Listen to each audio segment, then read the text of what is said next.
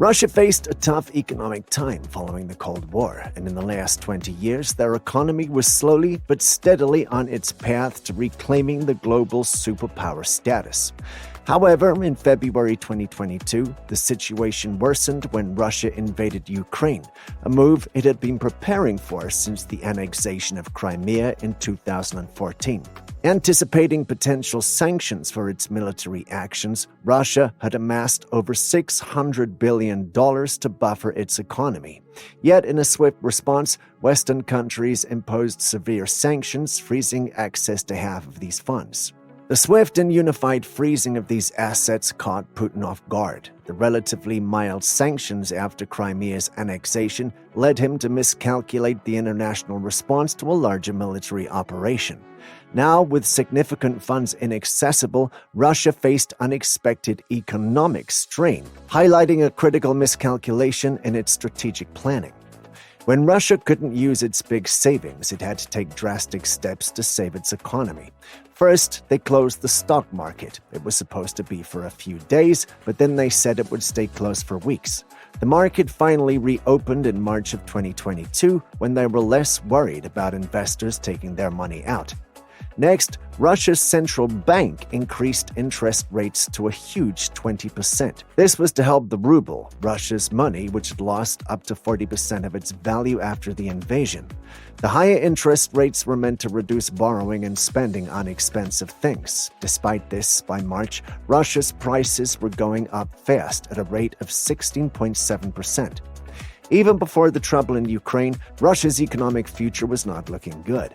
Back in 2015 and 2016, Russia went through tough times because the price of oil went down and other countries were not happy with Russia, so they set up sanctions. You might wonder why your country doesn't have a big problem when oil prices fall. It's because Russia relies heavily on oil and gas for its money. About 40% of the government's money comes from oil and gas, plus natural resources are a huge part of Russia's economy, making up about 60% of it. Having access to some of the world's biggest natural resource reserves might seem like a good thing, but for Russia, it's been more of a problem. This wealth has made some people in Russia very rich, giving the country a high number of billionaires. But this hasn't been great for everyone. Russia's economy isn't very varied, which has led to a lot of inequality and wealth amongst its people. This situation also makes Russia's economy an easy target for other countries to attack and weaken. To keep its power, Russia has tried to influence countries in the West to avoid using renewable energy. It's even supported politicians in these countries who are against green energy projects. Russia has also tried to make these countries rely on it for energy. For example, Germany depends a lot on Russia for its energy, which makes it hard for Germany to oppose Russia strongly. This is why Germany was hesitant to provide military help to Ukraine for a while, and why it didn't want to completely stop using Russian energy, even though this could be a way to really challenge Russia. It took Russia 2 years to recover from the financial crisis between 2014 and 2016. During that time, a lot of money left the country because investors didn't trust the ruble anymore. What was once a serious economic problem has now turned into an even bigger disaster with effects that will trouble Russia for a long time. Over the last 20 years, President Putin has been changing Russia's economy. In 2003, Putin started to take over Yukos, the biggest oil company in Russia, which was responsible for 20% of the country's oil production. He noticed the company's success and decided to gain control of it. Putin began by making up fake tax bills claiming that Yukos hadn't paid its taxes. The government hit Yukos with a $27 billion tax bill, which was so huge that the company couldn't possibly pay it. This was exactly what Putin wanted. He then froze all of Yukos's assets and started to take them away to settle the tax bill. These assets were sold off cheaply to companies owned by the government, which then used them under Putin's close supervision. Mikhail Khodorkovsky, once a prominent figure in Russia, was arrested on charges of fraud and ended up serving 10 years in prison before Putin pardoned him. Once released, he left Russia quickly and became a vocal critic of Putin. This incident sent a strong message across Russia, following Putin's orders to risk losing everything and ending up in jail. After this, other Russian oligarchs rarely needed a direct reminder of what could happen if they crossed Putin. Following these events, Rosneft and Gazprom rose to become the dominant forces in Russia's energy sector. As state-owned companies, Putin had significant control over their operations and profits. While the exact extent of his wealth from these ventures remains unknown, there is widespread speculation that Putin had amassed immense wealth through these companies, potentially making him one of the richest people in the world.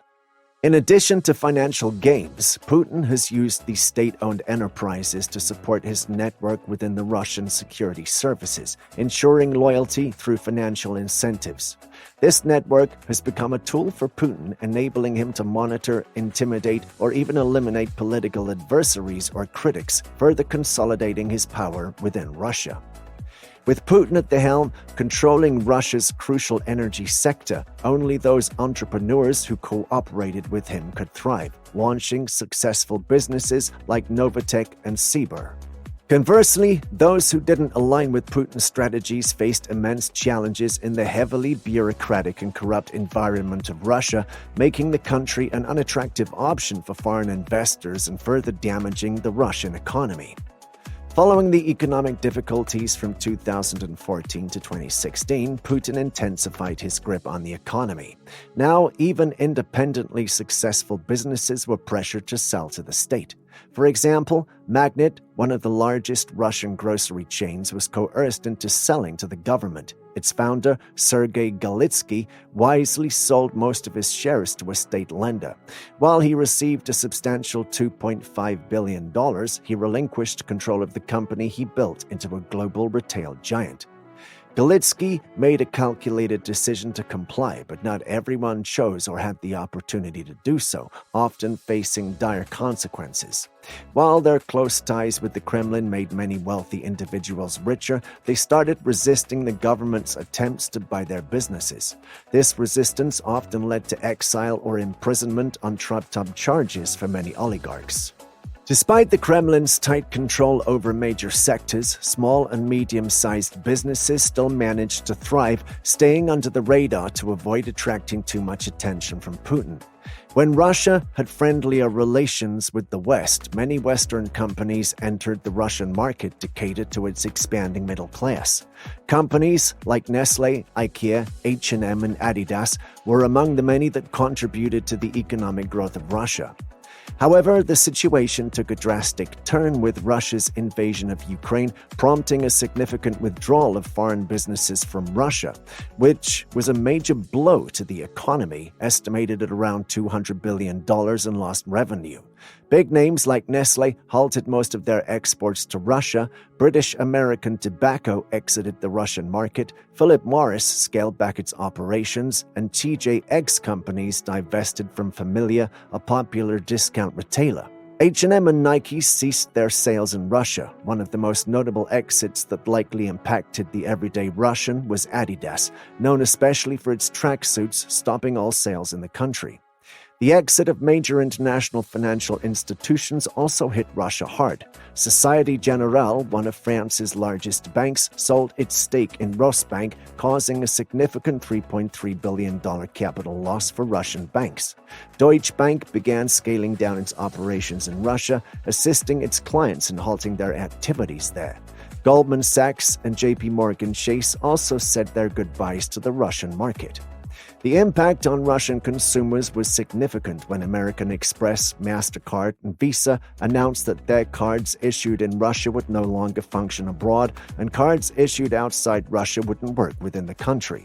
This move severely restricted Russian travelers and impacted financial transactions. The departure of these foreign businesses has had profound effects on the Russian job market, leading to the loss of hundreds of thousands of jobs and pushing unemployment over 9%, a stark contrast to the record low that it reached in March.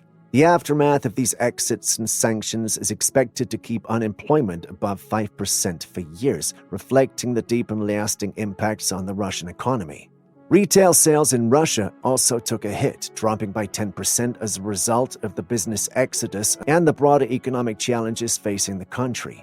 To tackle the severe job losses and economic downturn caused by the exit of foreign businesses, the Russian government has set aside 39 billion rubles, about $466 million, for emergency aid, temporary jobs, and public work schemes. This approach mirrors strategies used by countries like the USA during the 2008 financial crisis, where substantial funds were injected into job programs and benefits. However, $466 million is a relatively small amount for a country with 144 million people and with foreign businesses unlikely to return soon. This fund might deplete quickly. In an attempt to cushion the impact of foreign companies leaving, the Kremlin has taken over many businesses that were previously foreign-operated. For example, McDonald's outlets are being replaced by a state-owned chain called Uncle Vanya's, which even sports a logo strikingly similar to McDonald's. This move aims to save jobs and maintain income by swapping out foreign entities with local replacements. Russia is ignoring intellectual property rights, or copyrights, for any businesses it labels as hostile to the nation or its people. While replacing foreign businesses with Russian alternatives might seem practical, Russia's frozen foreign currency reserves limit the Kremlin's capacity to sustain a vast number of businesses that were once backed by international investment. The issue goes beyond just who's managing the restaurants. People worldwide visit McDonald's or KFC for their unique offerings, not just any food. Swapping the management of a closed outlet won't maintain the customer base if the product changes entirely. A major worry is that foreign businesses and investors might hesitate to return to Russia, seeing how quickly the Kremlin has disregarded copyright and intellectual property laws.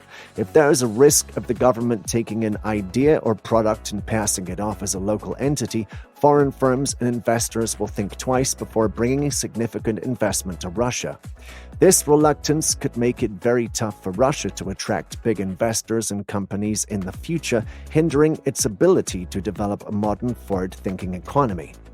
Instead, Russia risks cementing its status as merely a consumer of Western innovation, lagging in global leadership and new developments. The country's trying to create a self-reliant economy amid a crisis, expecting an 11% GDP drop over the next year. Although this might stabilize, it doesn't equate to growth, and the Russian economy is only predicted to inch forward in the coming years. This downturn spells trouble for the Russian populace, particularly the middle class, which might face a throwback to the economic difficulties of the Soviet era, despite Putin's efforts to revert to a Soviet-like self-sufficiency model. This approach may prevent a total economic collapse, but spells the end of the burgeoning prosperity many Russians were starting to enjoy post-Soviet Union. Moreover, Russia is experiencing a brain drain as many of its artists, intellectuals, and skilled workers leave, repelled by the growing authoritarianism. This exodus is particularly alarming in the context of a looming shortage of STEM professionals vital for Russia's competitive edge in the global economy. The outlook for Russia's economy is indeed bleak, unless Putin changes his policies drastically and the global community quickly forgives Russia for its actions in Ukraine, a scenario that seems very unlikely. Russia is on track to becoming economically marginalized within Europe. The situation could worsen if the West focuses on undermining Russia's key economic pillar, its energy sector. If Western countries fully ban Russia's energy, the Russian economy could shrink by more than 20%.